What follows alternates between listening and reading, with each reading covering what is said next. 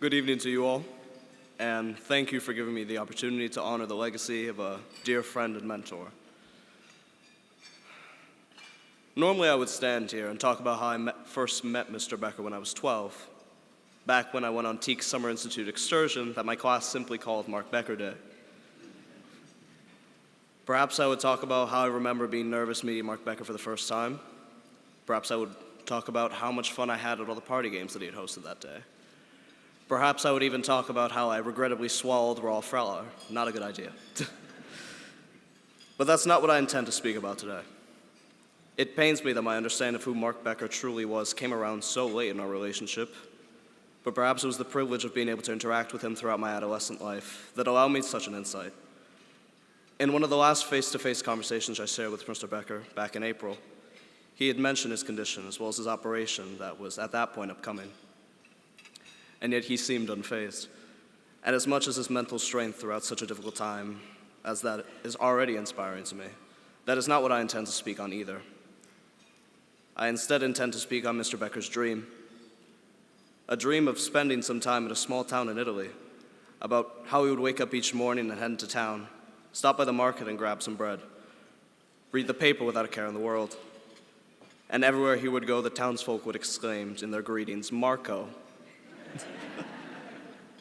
He'd even taken the time to demonstrate what he had been learning in his recent Italian lessons. A peaceful life, I thought. Now in my first year in college, I don't have to call my professors by their last name anymore.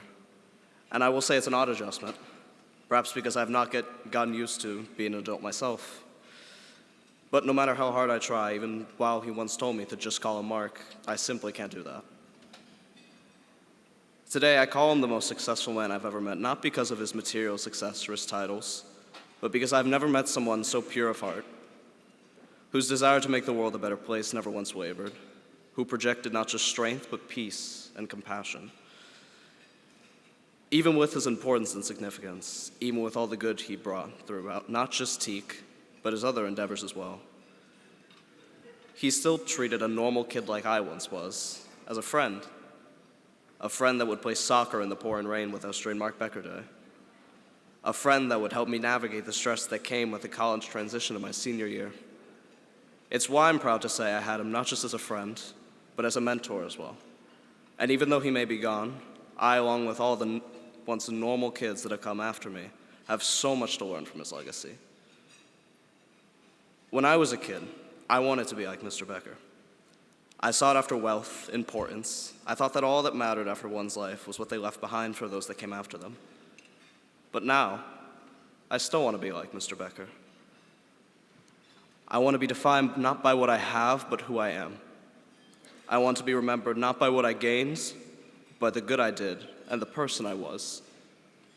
Dear Mr. Becker, thank you for all of it. I'm sorry that I couldn't tell you all of this face to face, and that I couldn't share more of my time with you. But I promise I will forever cherish the time that we did share together, and that you will never stop inspiring me. Thank you.